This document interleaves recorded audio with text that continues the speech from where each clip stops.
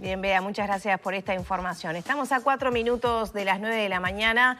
Es momento de darle la bienvenida a Federico Tucci, gerente de comunicación de la Fundación Gonchi Rodríguez, para hablar un poco de tránsito, de seguridad en el tránsito y de esta polémica que se ha desatado luego del anuncio de la instalación de radares por parte del Ministerio de Transporte y Obras Públicas. Bienvenido, Federico. Muchas gracias. Muchas gracias. Muy bien, por suerte. Primero que nada, hay una posición de la Fundación a propósito de que, bueno, funcionen radares de control de velocidad en las rutas nacionales. Sí, a ver, tenemos que plantearlo en un aspecto mucho más general, ¿no? No tanto los radares que ahora quizás se están discutiendo, sino a nivel general. Sí, estamos convencidos, no solo porque lo creemos, sino porque además hay evidencia internacional fuerte de que la fiscalización, el control es fundamental para lograr el cambio en el comportamiento de las personas en el tránsito. Te hago un paréntesis, un cambio que Uruguay necesita hacer. Sin duda, sin porque duda. repasemos las cifras, ¿no? Sin duda, estamos teniendo más de 25.000 lesionados al año por siniestros de tránsito, en el entorno de los 430 fallecidos. Son números muy duros, son números muy altos además. Entonces necesitamos efectivamente trabajar de otra forma para lograr mejorar esos números. Y la fiscalización está comprobado que es una de las mejores maneras de hacerlo. ¿Por qué un día y otro también surgen voces, en este caso, por ejemplo, del ámbito político, ¿no? Incluso de la coalición de gobierno, en contra de estas medidas, que señalan que esto solamente tiene un afán recaudatorio, que es imposible respetar algunos límites de velocidad en ciertas zonas del país? Bueno, ¿por qué? No sé. Bueno, porque claro. Es algo estudiado, ¿no? Que sí, cada vez que aparece una movida de estas, siempre viene como una fuerte impronta. Sin duda a nadie le gusta, creemos que a nadie le gusta el control, es verdad, a nadie no nos gusta ser controlados, en general a nadie le gusta ser multados, sin duda. Pero bueno, de nuevo, ¿no? Está comprobado que funciona, tenemos que cambiar los números que tenemos, que son realmente malos, y esta es la manera de hacerlo. Entonces, la mejor manera si tenemos el discurso de, bueno, esto tiene un afán recaudador, la mejor manera de no aportar a la causa es que no me multen. Esa es la mejor manera, es respetar el límite de velocidad, que está marcado por algo, no es un capricho. Se estudia para cada ruta, para cada contexto, cuál es el límite de velocidad adecuado, si es una ruta nacional, si tiene un carril, si tiene dos, si pasa por un centro poblado, si hay una escuela, etcétera. Y en función de eso se marca el límite de velocidad. Y lo tengo que respetar como respeto otras normas que también nos ponemos como sociedad. Yo no puedo elegir qué vacunas de las vacunas obligatorias me voy a dar o qué vacunas no. No, hay el Estado en general define un montón de vacunas que son obligatorias porque no solo a nivel personal me sirve, sino porque a nivel de la sociedad nos interesa cuidarnos. En este caso es lo mismo. Yo tengo que respetar las normas y si creemos que debemos cambiar los límites de velocidad, más que no respetarlos, tenemos que trabajar, sobre todo desde la parte de la evidencia científica, para ver que efectivamente se puedan cambiar y cambiarlo. Ahora, Federico, ¿tuvieron la oportunidad de analizar los lugares donde se instalaron los radares? Desde la Fundación, en realidad, no analizamos específicamente los lugares. Porque algunas críticas vienen desde esos lugares, sobre todo porque hay herramientas técnicas como la georreferenciación, que en su momento realizó el UNACEF, esos puntos rojos donde se generaba mayor siniestralidad, y a veces no se entiende, por ejemplo, cómo en tramos muy cortos hay hasta 3 radares en 5 kilómetros, por ejemplo. Sí, sin duda. A ver, lo que sí sabemos es esto que vos decías, Maggie, es los puntos que están elegidos son puntos que la UNACEF estudió y que tienen determinadas características, que para eso es necesario el control de la velocidad, y hasta donde sabemos se les ofreció esa información al Ministerio de Transporte, y el Ministerio de Transporte decidió dónde poner o no el tema de los radares. Lo bueno de los radares, o de la fiscalización en definitiva, es que nos permite saber si está funcionando o no. Y si el día de mañana nos damos cuenta de que no están funcionando, o que se pusieron en los lugares equivocados, o que no son suficientes, se pueden cambiar. Entonces también tenemos que esperar a que la norma cumpla su tiempo y ver si la solución es efectiva en ese sentido. Y en algunos puntos pueden llegar a ser contraproducentes, y lo planteo desde este lugar. Cerraba Informativo Carve con un tuit que, bueno, tomó estado público, algunos medios se encargaron de dar con ese usuario, y señalaban, por ejemplo, que en algunos tramos de hasta 110 radicalmente se bajaba a 45 por la fiscalización de un radar. Y que eso provocó que un camión lo chocara de atrás. ¿Se pueden plantear esas situaciones también? A ver, seguramente se pueden plantear, sí, sin duda, sí. De hecho, si le pasó al usuario este que nos contaba, seguramente sí. Hay que ver por qué es que pasa eso, ¿no? Por qué es que si yo vengo a 110 por la ruta, tengo que bajar a 45. Seguramente pasa, como nos pasa a lo largo del Uruguay, que hay algo que nos llama a frenar. Puede ser una escuela, por ejemplo. Uruguay tiene muchas escuelas que están sobre la ruta o muchos centros poblados que la ruta pasa por el centro poblado. Sí, puede ser hasta contraproducente en algunos casos puntuales. No digo que en todos, ¿no? Porque bueno, obviamente por algo están los radares. Sin duda. Se apela a una disminución de la velocidad o una velocidad controlada. Sin duda, no digo que no pueda ser. Lo que sí tenemos que ver es qué es lo que queremos prevenir, ¿verdad? Si la ruta pasa por una escuela, y bueno, sí, seguramente tengamos que reducir la velocidad porque lo importante en ese sentido no es cuánto yo voy a llegar a tardar a donde estoy yendo, sino capaz que los niños y los adultos que están entrando y saliendo de esa escuela. Entonces, a veces tenemos que ver dónde centramos la discusión, cuánto tiempo real más perdemos. Perdemos 20 minutos más y bueno, capaz que evité un siniestro de tránsito muy grave en la puerta de una escuela y bueno, por 10, 15 minutos capaz que podemos gastar ese tiempo, digamos, en eso. Sí, creo que es clave la señalización previa. Sin duda. Que indica que hay que ir rebajando la velocidad, ¿no? Que Policía Caminera siempre dice que con los radares móviles que tenía, que ahora, bueno, ya eso cambia.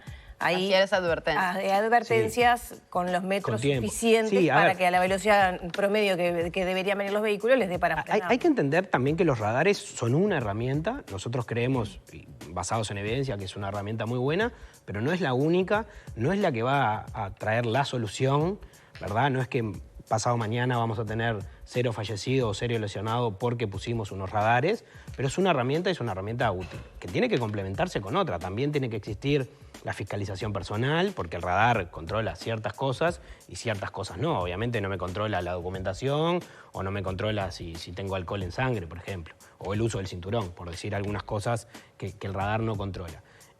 Pero bueno, sí, obviamente necesitamos además no solo la fiscalización, sino, por ejemplo, lo que decía, ¿no? Una señal indicativa correcta que me avise que va a haber un radar, que tengo, más allá que va a haber un radar, de que tengo que reducir la velocidad. ¿Y por qué? A veces tengo que reducir la velocidad porque hay una escuela. Bueno, avísame que hay una escuela o porque voy a pasar por un centro poblado, por ejemplo. El tema de las multas y el monto de las mismas, ¿tiene un impacto en la importancia que le damos a esas fiscalizaciones y en el efecto que se quiere buscar? Lo digo porque ahora, bueno, está esta propuesta de Cabildo Abierto que se incorporó al proyecto que se aprobó en Comisión de Rendición de Cuentas para topear en 5 URs las multas de estos radares. Sí, hay que tener en cuenta que la multa, lo que tiene que existir es la sanción, ¿sí? Entonces, la recomendación internacional habla de algunas características que tiene que tener esa sanción. Por un lado, tiene que tener un monto económico que tiene que ser progresivo. No es lo mismo si yo me paso a 10 kilómetros por hora que al doble de velocidad, ¿sí? No es lo mismo que yo vaya a 120 en una zona de 60 que vaya a 70 en una zona de 60. No es lo mismo. Entonces tiene que tener cierta progresividad. Tiene que tener un componente económico, tiene que poderse multar económicamente, pero no tiene que ser solo económico, porque si no, el que tiene los recursos para pagar N cantidad de multas, va a seguir. Sí, en este caso la multa máxima, que quizás es por duplicar la velocidad que se indica allí, serían sí, son cerca de 8.000 pesos. Más o menos. En general no parece como un monto muy grande. El tema cuando ponemos montos pequeños es que no le veo... El costo-beneficio de hacer o no la multa parece muy poco. Entonces, si la multa máxima van a ser cerca de los 8.000 pesos, seguramente la mínima va a ser en el entorno de los 1.000 y algo, capaz que me arriesgo a pagar esos 1.000 y algo y cometo la infracción. Y eso es un problema, ¿no? Pero el argumento es la gente que trabaja en el transporte, camioneros, repartidores, etcétera, que quizá dejan el sueldo con una multa que les vino de forma inesperada en un momento de infracción. A ver, de vuelta. Nosotros siempre hablamos de que como humanos, como personas, nos vamos a equivocar, eso lo tenemos claro. Lo mejor es intentar respetar el límite de velocidad. Entonces, en ese sentido, voy a tratar de que no me multen. Y además, en el caso de cometer un error e ir más rápido de lo que debería ir, si voy un poco más rápido nada más, la multa va a ser mucho menor. Ahora, si voy muchísimo más rápido, necesitamos que la sanción sea mayor, pero además que la sanción tiene que estar tiene que tener un componente económico y otro que no. Tiene que, por ejemplo, invitarme a dar un taller o a disponer de mi tiempo de otra forma para que también me pese en ese sentido. Federico, uno de los planteos que hacían hace un tiempo, digo, porque la velocidad es una de las aristas para abordar el problema de la siniestralidad en el tránsito. Ustedes planteaban también la seguridad de las rutas nacionales. Sí. ¿Han visto alguna modificación, cambios que sean significativos para el mejor traslado y la movilidad? Hasta donde sabemos, esta parte de los radares, esta instalación de los radares que se está haciendo, viene dentro de un paquete de medidas mucho más grande que tiene que ver con cambios de infraestructura, que tienen que ver con cambios de infraestructura específicamente relacionados a la seguridad vial, con pasos de nivel, con rotondas, con terceras vías en las rutas. O con descansos, por ejemplo. El otro día escuchábamos al viceministro de Transporte que justamente comentaba un poco, creo que es un paquete de unos 500 millones de dólares que está como destinado a eso.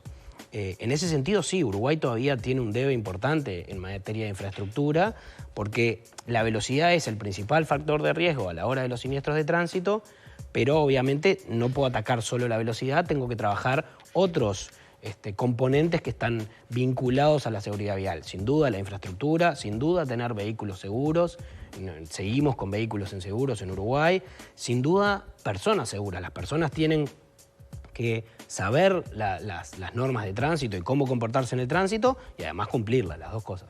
Todo ese paquete colabora para tener una mejor siniestralidad, mejores números en cuanto a siniestralidad vial. ¿Que se ha trabajado en esa línea? Planteamos lo de las rutas y los radares, pero en el resto, la capacitación a quienes van a obtener una libreta, la formación de quienes brindan e imparten esas clases. Bueno, ese abordaje se está haciendo desde la Fundación. Este abordaje que nosotros decimos que es multisistémico, digamos, ¿no? Que tiene como varias puntas, es una manera de trabajar la seguridad vial que en realidad se llama sistemas seguros y existe hace más de 30 años en el mundo. Uruguay no termina de adoptarlo.